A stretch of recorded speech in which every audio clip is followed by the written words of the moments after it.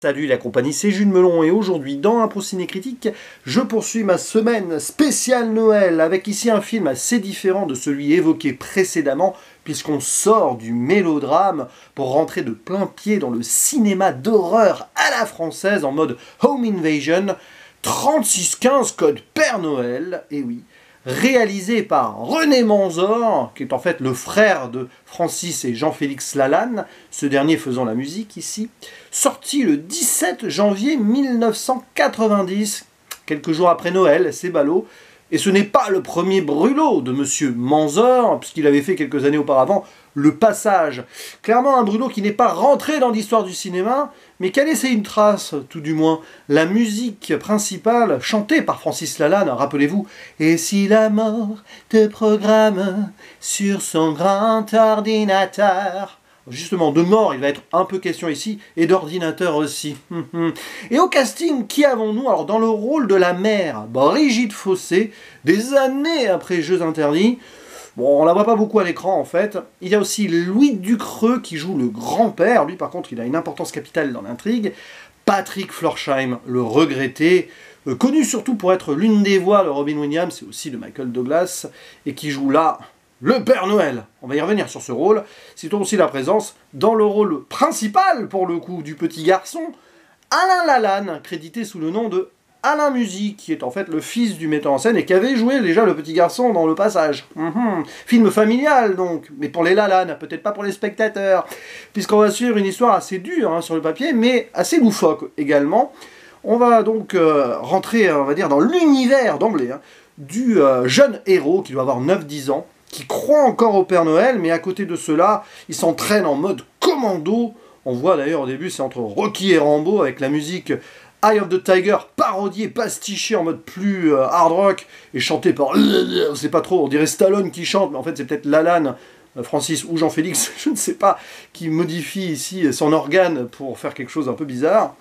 Et bref, il est là en mode à fond, et puis en plus de cela, il est très surdoué, très bon en technologie, en mécanique, mais quand même, il croit au Père Noël encore à son âge. C'est bizarre, un petit paradoxe ça. Et il veut prouver notamment à son pote que celui-ci existe vraiment. Comment? En le filmant, parce que voilà, il va monter des caméras et tout. Intelligent, le gamin. La nuit de Noël, sauf que, évidemment, sa mère lui déconseille cela, c'est pas pour rien, en lui disant « Tu sais, si jamais tu filmes le Père Noël, si tu le surprends, il va se transformer en ogre. » Et bien la prophétie va quelque part se réaliser, car oui, le Père Noël va venir cette nuit-là, et sera bien plus proche de l'ogre que du grand-père débonant avec sa hotte plein de cadeaux. Et alors pourquoi? Vous allez me dire, ça paraît étrange. Oui, de toute façon, le film l'est, sur le papier, parce que ce Père Noël est un faux, forcément, et c'est une sorte de gars complètement paumé qui a envie de vengeance parce qu'il s'est fait rejeter par la société, sûrement aussi par une petite fille qui n'a pas aimé sa gueule alors qu'il faisait le Père Noël dans l'entreprise où sa mère, la mère du petit garçon donc était la patronne, on va dire ça comme ça. Coïncidence étrange. Elle le jette, elle le vire et lui donc il va se retrouver chez le fils de cette dernière pour se venger. Un peu par hasard, là aussi c'est très tiré par les cheveux sur le scénario. Bon. Et donc ça va se terminer en survival pour le gamin qui va devoir se protéger, lui et son grand-père qui est un peu infirme. Et il va y avoir plein de pièges, etc. Et oui, ça fait un peu « Maman, j'ai raté l'avion avant l'heure ». Oui, avant l'heure parce que c'est sorti préalablement. Bizarre. Et clairement, disons-le, officiellement, et honnêtement, c'est un vrai nanar, mais il y a un vrai intérêt derrière. Parce que sous un couvert, on va dire, visuel un petit peu douteux par moment, on voit que c'est quand même très tourné en studio, les ambiances sont hyper appuyées, c'est très bizarre, mais ça confère justement au film une tonalité totalement décalée qui bizarrement fonctionne alors que c'est très bancal. Déjà, je le disais, sur le plan de l'intrigue même, beaucoup de facilité, des trucs improbables, genre à un moment quand même le gamin il communique avec ce faux Père Noël sur Minitel, et oui c'est une autre époque, 3615, et après il s'avère que donc ce faux Père Noël travaillait pour sa mère qui il se fait virer et va se venger un peu par hasard, et au début on le voit quand même traîner dans le quartier. Allez, hein, on va dire que suspension consentie d'incrédulité, ça peut marcher. Puis après, évidemment, tout l'actionneur va se mettre en place sur la seconde partie. C'est un peu longué, mais il y a des petits trucs marrants avec des jouets et d'autres trucs techniques, donc technologiques. Allez, sauf que c'est un peu, voilà. Et puis le final, blablabla. Au moins, René Manzor, il a un cachet artistique à lui, hein, on peut pas le lui enlever, ça passe ou ça casse, mais ça fait, du coup, de ce film, quelque part, un pan d'une certaine forme de pop culture de l'époque, que j'avais envie de rattraper un jour. Voilà qui est fait. Alors ça ne va pas rester clairement dans ma mémoire, mais ça vaut le coup. Et puis en film de Noël, au moins, ça a le mérite d'être à part, très original, un peu horrifique. Alors, je me venge ici, entre guillemets, en voyant ce film, parce que je n'ai pas pu, après, à la base, je n'ai pas trop voulu, non plus, j'avais d'autres priorités, mais je n'ai pas pu non plus, après, rattraper le Violent Night, là, sorti au cinéma, il y a quelques jours, au moment où vous voyez cette vidéo.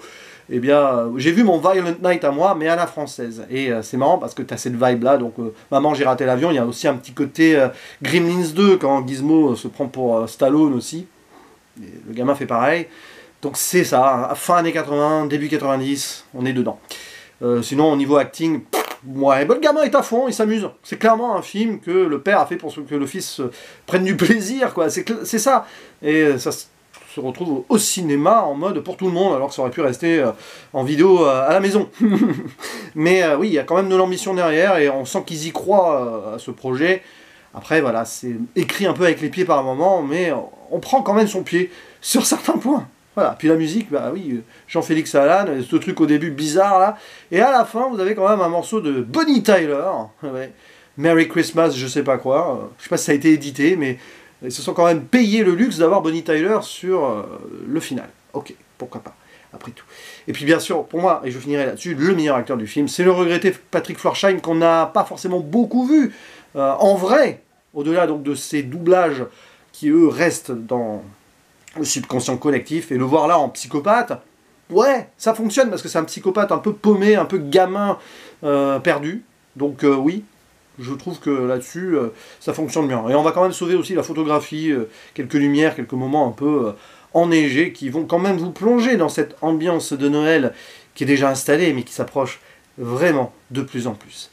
N'hésitez pas à dire en commentaire ce que vous pensez de ce 3615 code Père Noël qui a eu une édition enfin en DVD Blu-ray il y a 4-5 ans par le Chat qui fume. Jusqu'ici c'était que disponible en VHS, mais je crois que c'est un peu épuisé les stocks depuis, donc voilà, pourquoi pas quelques rééditions en plus. Et si vous avez quelques souvenirs avec ce brûlot, n'hésitez pas à les partager en commentaire. Voilà, il ne me reste plus qu'à vous dire à la prochaine, ciao.